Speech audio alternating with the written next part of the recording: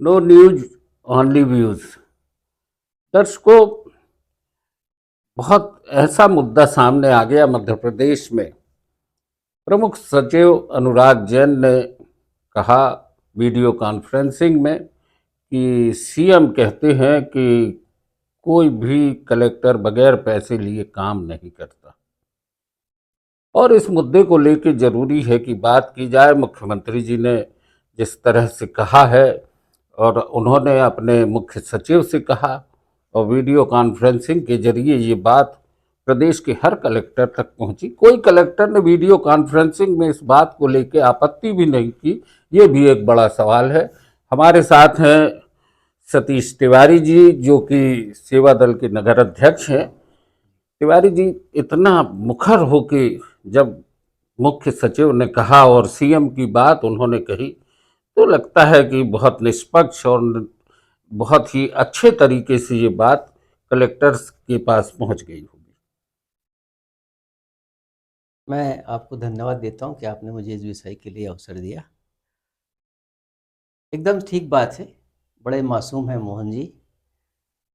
वो सार्वजनिक रूप से इस तरह की बात कर रहे हैं, ये बड़ी हिम्मत की बात है।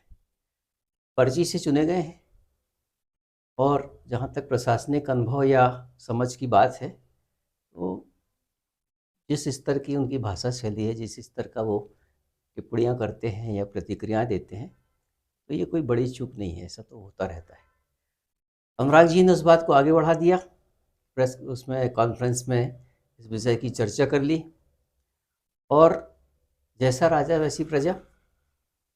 मुख्यमंत्री जी जिसने फ्रीलांसर हैं, बकवास कर सकते हैं, अनुराग जी ने वही किया। और जो पूरे ज़िले के कलेक्टर और अधिकारी जो बैठे सुन रहे थे, उसी प्रक्रिया से चुने गए हैं। उन्हें भी पता है कि लेना देना कितना निश्चंद रूप से हो रहा है, निर्भीक रूप से हो रहा है, वो सब उसके हिस्सा है।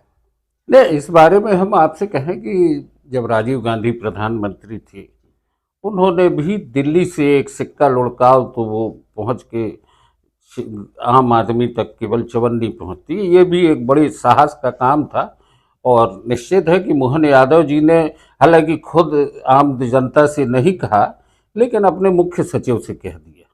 देखिए, अंदर की बातों में इन सब के विषयों में लगभग हर दौर में बातें होती रही हैं। राजीव जी भी जिस निश्चल भाव के राजनेता थे, उनका पूरा जीवन, पूरा कार्यकाल और उनका जो समर्पण था, वो इसी तरह का साफ था। आप राहुल जी में भी देखें तो वो इसी तरह की साफ बात करने के भरोसा करते हैं। उन्होंने कभी नहीं कहा कि वो सत्ता के लिए राजनीति कर रहे हैं। उनकी साफ बात है कि सरकार बने ना बने, पर किसी भी किस्म की छल कपट और पाखंड और साजिश से सरकार नहीं बनाएंगे। ये दुर्लभ लोग हैं। जहाँ तक मोहन जी की बात है, तो मोहन जी को क्यों बनाया गया, जबकि मध्य प्रदेश में उनसे जीनियस नेता थे? मोहन जी को सिर्फ इसलिए बनाया गया है कि गुजरात गिरोह जो है, वो अपने अंगूठे के नीचे रखने वाले लोगों को ही अपने पास बिठाता है और जो पूरे मध्य प्रदेश से धन बटोर के वहाँ तक पहुँचा सके, वो मोहन जी हैं। और जब मोहन जी को ये काम करना है, तो स्वाभाविक रूप से कुछ कमी हो तो उसको और ठीक किया जाए, इसलिए निर्देश हुए हैं। और आप देखना अगले 10-15 दिन के अंदर कुछ ज़िलों के कलेक्टर बदले जाएंगे, कुछ ज़िलों के एसपी बदले जाएंगे। और जब कोई बदले जाते हैं तो नए सिरे से हिसाब किताब अकाउंटिंग होती है। आप आश्चर्य करेंगे कि बहुत छोटी सी चीज़ है, एक किसी विधवा की पेंशन, उस विधवा की पेंशन बनने के लिए जो डॉक्यूमेंट लगते हैं, जो अधिकारी लगते हैं, जो हस्ताक्षर लगते हैं, वो भी बिना लेन देन के कभी नहीं होते। बहुत बड़ी बड़ी बातें करती भारतीय जनता पार्टी। हकीकत में आदर्श और जो शुचिता की बात इन्होंने सिर्फ नारा है। एक भी विभाग ऐसा नहीं बचा है जहाँ की इनकी आदर्श की बातें कहीं लागू हो रही। एक एक जगह चुन चुन के ऐसे नकारे लोगों को बिठाया है कि जो सिर्फ इनकी हाँ में हाँ मिलाए। कोई कलेक्टर कैसे कह पाएगा, मध्य प्रदेश का कोई कलेक्टर इस बात का विरोध कैसे कर पाएगा? नहीं, लगता तो यही था कि वीडियो कॉन्फ्रेंसिंग में जब पूरे मध्य प्रदेश के सभी जिलों के कलेक्टर सामने होंगे और जब ये बात कही गई, तो किसी में इतना भी नैतिक साहस नहीं था कि ये गलत बात है। नैतिक साहस नैतिक होने पे आता है। चुनाव की प्रक्रिया नैतिक हो तो सही हो, नैतिक होगा। जब पूरे सिस्टम को इन्होंने कोलैप्स करके रख दिया है, नैतिकता नाम की कोई चीज़ बची नहीं। अभी आप देखिएगा कि 24 लोगों की हत्या हुई इंदौर के अंदर, केवल चुटकुलेबाजी, मजाक और हंसी ठिठोली में वो विजय वर्गीय इस विषय को हल्का करना चाह रहे थे। मैं बधाई देना चाहता हूँ युवक कांग्रेस के नए अध्यक्ष, युवक कांग्रेस के प्रदेश अध्यक्ष यश घनघोरिया को। उन्होंने इंदौर की चौराहे पे बैठ के लगातार अनशन और धरने किए। जीतू पटवारी को बधाई देना चाहता हूँ कि उन्होंने इस विषय को ईंट से ईंट बजा देने का काम किया। और आप समझ रहे हैं कि इतना साधारण है। आज विजय वर्गीय जिन परिस्थितियों में है, उस परिस्थिति में भारतीय जनता पार्टी की अंतर कलह भी उसको हवा दे रही। हटाया सिर्फ इसलिए नहीं जा रहा है कि भारतीय जनता पार्टी में किसी भी नकारे व्यक्ति को हटाने की परंपरा है ही नहीं, ये तो साधारण रूप से स्वीकार करते हैं। निश्चित है कि भाजपा में भीतर भीतर गुटबाजियाँ बहुत हैं। मोहन यादव जी के विरोधी के तौर पे विजय वर्गीय का नाम भी आता है, और अपने गोपाल भार्गव जी का भी नाम है, और महाकौशल के भी एक बड़े नेता का नाम सामने आता रहा है बीच बीच में। लेकिन हमारा मानना है कि अनुराग जैन जी ने जो बात कही, क्या कहीं वो असंतुष्ट भाजपा गुट की तरफ से तो नहीं ये बात आ गई है? देखिए, आप नाम लेने से परहेज कर रहे हैं। मैं घोषित रूप से कह रहा हूँ कि प्रहलाद पटेल एक बड़े दावेदार हैं, अजय बिश्नोई वो भी बड़े दावेदार हैं, भार्गव जी वो भी बड़े दावेदार हैं। इन सबको किल करके, किनारे करके एक मासूम प्रत्याशी को क्यों खड़ा किया गया? क्योंकि अजय बिश्नोई से अंगूठा रख के कोई काम नहीं कराया जा सकता। प्रहलाद पटेल का लगभग तय था। जब अधिकारियों ने सचिवालय में जिस तरह का उनका वेलकम किया, तो अमित शाह जी को लग गया कि ये आदमी नियंत्रण के बाहर हो जाएगा।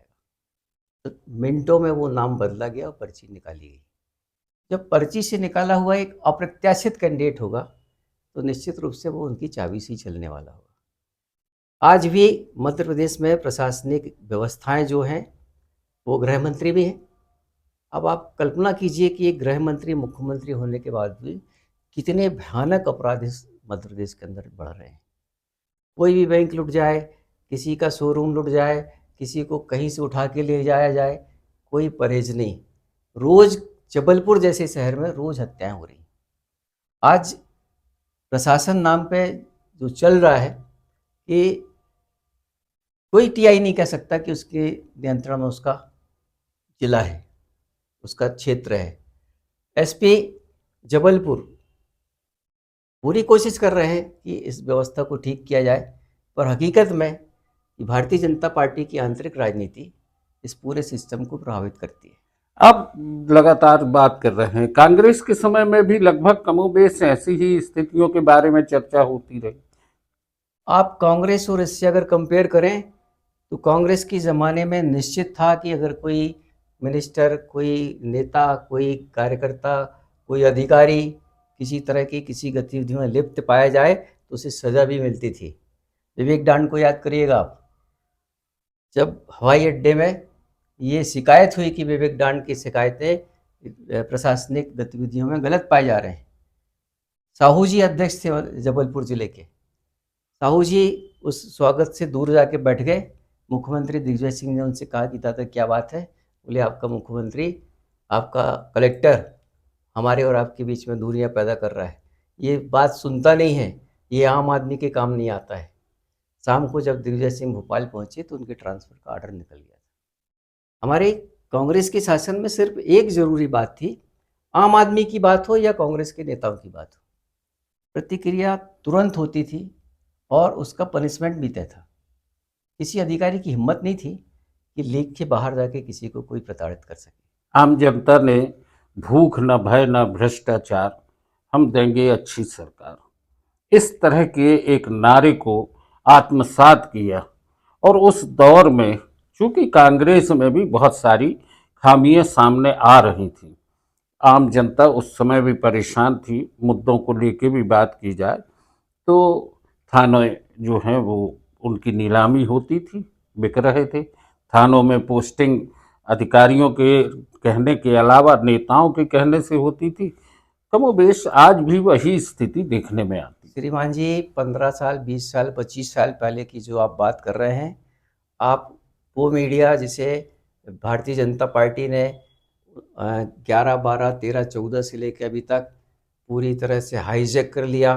प्रमोद जैसे महाजन जी ने जिन अपने मित्रों को चैनल्स का लाइसेंस दिया, जिस भाषा का उपयोग वो करते हैं, पार्टी के साथ खड़े होने की बात करते हैं, ये वो बात है। 25 साल पहले की सरकार में क्या था, हम उस गलतियों को आज दोहराएं तो ये पक्षपातपूर्ण बात हुई। हम इसको किसी भी तरह से स्वीकार नहीं कर सकते कि जो 25 साल पहले गलतियां हुई उसकी सजा हमें मिली। सतीश भाई, मैं एक बात कहूं, जी। मैं गोदी मीडिया की तरफ से नहीं बात कर रहा हूं, मैं सत्ता की तरफ से बात नहीं कर रहा हूं, मैं एक सीधी बात कर रहा हूं। एक आम जनता, एक व्यक्ति, जैसे कि भाजपा भी कहती थी रोटी को पलटना चाहिए, लेकिन 30 साल से लगातार सरकार में है, उसके पहले कांग्रेस भी लगातार सत्ता में रही। तो सत्ता में जब ज्यादा दिन एक ही पार्टी बनी रहती है तो कहीं ना कहीं ये स्थितियां सामने आती हैं। आज मुख्यमंत्री बेबस हैं, उनको कहना पड़ा अपने मुख्य सचिव से कि कोई भी कलेक्टर बगैर पैसे लिए काम नहीं करता। आज ये मुद्दा इसलिए भी हम जानना आपसे बात कर रहे हैं कि राजस्व विभाग कलेक्ट्रेट में, आप अभी जबलपुर में चले जाएं, नामांतरण से लेके खसरा, बही, नकल और तो और लोक सूचना के अधिकार के तहत जो जानकारी आम आदमी मांगता है उसको समय पर नहीं मिलती। एक एकल खिड़की प्रणाली बनाई गई थी, बड़ा हल्ला हुआ था, और एक क्लिक से आपके रिकॉर्ड सारे आपको मिल जाएंगे, इसका भी बड़ा ढिंढोरा पीटा गया। लेकिन क्या आपको लगता है कि आज ये स्थितियां सामने हैं? आप थोड़ा सा राजस्व से इतर देखें तो जन्म मृत्यु प्रमाण पत्र, विवाह प्रमाण पत्र या किसी भी तरह का कोई काम आपको कराना है तो किसी ऑफिस में चले जाएं, आपको संपर्क करने वाले उनके दलाल तुरंत आएंगे और जो काम 3 मिनट, 10 मिनट, 15 मिनट का है उसकी विधि आपको 6 महीने की बताई जाएगी। एक व्यक्ति जो अपना काम छोड़ के इस सर्टिफिकेट के चक्कर में लगता है, वो मुक्त होना चाहता है कि भैया इनको पैसे दो और आगे बढ़ जाओ। रोज कोई ना कोई एक नया आदेश आता है कि ये प्रमाण पत्र चाहिए। अभी एसआईआर का जो समीकरण जो चल रहा है सीन, आप देखिएगा कि आम आदमी कितना परेशान है। केवाईसी गाड़ी की करा लो, अब साइकिल की करा लो, अब ज़मीन की करा लो, अब इससे अटैच करा लो, अब लिंक करा लो। मतलब आम आदमी सिर्फ और सिर्फ एक अपराधी की तरह अपना हिसाब हर विभाग में दे रहा है। बैंक के अकाउंट में भी करा लो, भूमि का भी केवाईसी करा लो आप। मतलब अब केवाईसी गैस का भी करा लो, बैंक का भी करा लो। मतलब आदमी का सिर्फ एक काम है कि वो अपने को प्रमाणित करता रहे कि वो वही है। ये कागज़ क्यों इतने मंगाए जाते हैं? क्योंकि व्यक्ति की अपनी जो समस्याएं, जो असली समस्याएं हैं, उससे उसका ध्यान भटक जाए। वो इस बात पे कोई बात ना कर पाए कि आज बाजार की स्थिति क्या है, आज व्यापारी के व्यापार की स्थिति क्या है, आज किसान की स्थिति क्या है, घरों में बैठे बेरोजगार बच्चों का मानसिक स्तर क्या बचा है, परिवारों में कैसी कलह हो रहे नौकरी और व्यापार के लिए।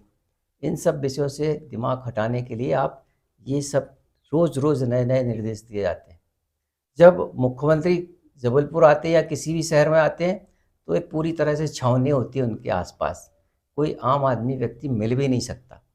आप देखें कि जब दिग्विजय सिंह जी हमारे मुख्यमंत्री थे तो कलेक्ट्रेट में जिला की जिला बैठक, योजना जिला समिति की योजना बैठक। समिति की बैठक होती थी। वो नीचे उतरते थे, उधर खड़े हर व्यक्ति से व्यक्तिगत रूप से मिला करते थे। आज आप कह दें कभी मोहन जी की कोई फोटो किसी बड़े पत्रकार के साथ भी दिखी हो, ये पूरी तरह से एक तरफा अहंकार में चल रहे हैं। ये मिल जाएंगे किसी मठ में, किसी पुजारी के यहाँ, किसी नए नए पैदा हुए धर्माचार्यों के साथ भोजन करते हुए। ये अभिनय है। आप जिस तरह से धर्ममय कर रहे हैं और भूख, भय और भ्रष्टाचार की जो बात करते थे, अब आदमी भूखा भी है। अब निकल जाए, आज भंडारे हो रहे हैं, लोगों की लाइन लगी रहती भंडारों में। पहले ये प्रसाद होता था, अब प्रसाद नहीं, अब ये भोजन हो गया है। मैंने एक भंडारे में खड़े होकर जब बांटने का काम किया तब महसूस किया कि इसकी कितनी ज़रूरत है और कितना उपयोग होता है। लोग खाते भी हैं, घर भी ले जाते हैं, माँ के लिए भी ले जाते हैं, बहन के लिए भी ले जाते हैं। ये खाना प्रसाद नहीं रह गया, ये भोजन हो गया है। और इसी कहते हैं भूख। भय की जहाँ तक बात है, तो किस घर में कब डाका डल जाए, किसको कब चाकू पड़ जाए, किस सोशल मीडिया में लिखने वाले के खिलाफ कोई कंप्लेंट हो जाए, कौन जेल चला जाए, इसकी कोई लिमिट नहीं। पुलिस प्रशासन के लोग आज की तिथि में अपराधियों से मिलके सोशल वर्कर्स के खिलाफ एसपी को ज्ञापन दिलवा रहे हैं। आज की तिथि में बम फेंकने वालों कंप्लेंट कर रहे हैं, उनकी कंप्लेंट लिखी जा रही है। और जो जबलपुर में भी नहीं थे, उन्हें एनएसए लग रहा है। इस व्यवस्था के साथ इस शहर का आम आदमी ज़िंदगी जी रहा है, तो डर तो निश्चित है। और भ्रष्टाचार तो अब कोई लिमिट नहीं है। दोस्तों, बात शुरू हुई थी, कोई भी कलेक्टर बगैर पैसे लिए काम नहीं करता। मुख्यमंत्री मोहन यादव ने यह वक्तव्य अपने मुख्य सचिव को दिया। गंभीर बात इसलिए है कि अगर मोहन यादव जी मुख्यमंत्री के तौर पर इस सच को मुख्य सचिव के सामने स्वीकार कर रहे हैं और मुख्य सचिव वीडियो कॉन्फ्रेंसिंग में हर कलेक्टर को बता रहा है, तो सोचने की बात है कि उस समय जो भी कलेक्टर वहां मौजूद थे वो चुप रहे, यानी वे स्वीकार कर रहे हैं कि मध्य प्रदेश में भ्रष्टाचार है और चरम पर है। आदमी पीड़ित है, जन सुनवाई में खड़ा होता है कतारों में, लेकिन उसकी सुनवाई नहीं होती, उसे लंबी लंबी लाइनों में खड़ा कर दिया जाता है। सतीश तिवारी जी ने आज भैया एक बात कहूँ जी, अगले दिनों में देखिएगा अनुराग जी की जीवन रेखा सचिव के रूप में कितने दिन की बची है, वो कब पर इस किए जाते हैं। खैर, सत्य प्रताड़ित हो सकता है, परास्त नहीं हो वो सकता। सीन देखिएगा वो। और ऐसा लगता है कि अनुराग जी ने जो बात कही है, उनके भीतर एक सत्य कहीं ना कहीं है और उनने बड़े बेखौफ अंदाज में ये बात कही। और उनने शायद वीडियो कॉन्फ्रेंसिंग में उन चेहरों को भी देखा होगा जो उस समय मौजूद थे। उनमें से किसी की भी पेशानी पर स्वाभिमान और अभिमान नहीं दिखा कि नहीं, हम जिस प्रशासनिक पद पर हैं उस पर ये धब्बा लगना गलत है। बहरहाल, no news on the views पर आज की चर्चा यहीं तक। सतीश भाई, बहुत बहुत धन्यवाद।